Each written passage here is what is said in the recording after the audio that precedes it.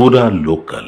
గతంలో కూడా ఇట్లాగే కొడంగల్లో ఓడిపోతే రాజకీయ సన్యాసం చేసి తప్పుకుంటాను 3 నెలల్లోనే మాట మార్చి మళ్ళీ పార్లమెంట్లో పోటీ చేసినాం.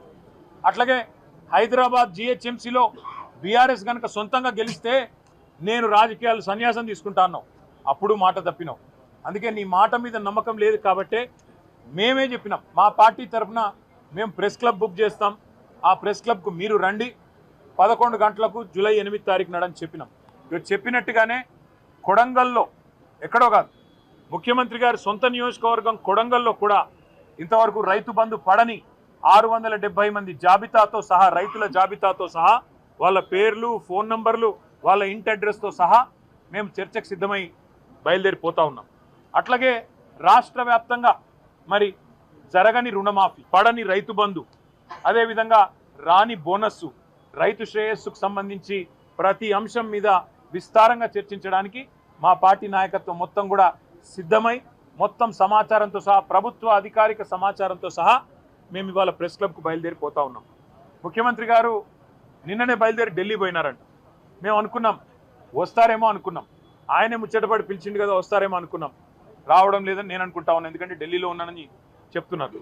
మరి వ్యవసాయ మంత్రి గారు వస్తారా, లేదా ఇంకెవరన్నా బాధ్యత గల మంత్రి గారు వస్తారా, లేక ఉప ముఖ్యమంత్రి గారు వస్తారా మాకు తెలియదు. ఎందుకంటే ముఖ్యమంత్రి గారు స్వయంగా విసిరిన సవాల్ కాబట్టి తప్పకుండా వారి ప్రభుత్వం నుంచి ఎవరన్నా ఒక బాధ్యత గల వ్యక్తి వస్తారని నేను అనుకుంటా ఉన్నాను. మేము పోతాము, అక్కడ ఎదురు చూస్తాం.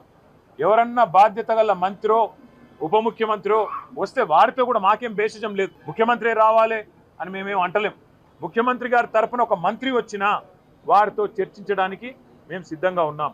ఎందుకంటే ఇంపార్టెంట్ సబ్జెక్ట్, రైతుల సబ్జెక్ట్ కానీ, తెలంగాణ యువత సబ్జెక్ట్ కానీ, 2 లక్షల ఉద్యోగాలు ఇస్తానని చెప్పి అశోక్ నగర్లో ఛాయ్ అడ్డా మీద ఛాయ్ దాక్కుంటా రాహుల్ గాంధీ గారు స్వయంగా ఇచ్చిన మాట మీద కూడా చర్చించడానికి సిద్ధమా అని ముఖ్యమంత్రి గారు అన్నారు. దాని గురించి కూడా మేము సిద్ధమే. అందుకే ఇవాళ మేమందరం కూడా కదిలి ప్రెస్ క్లబ్కి పోతా ఉన్నాం.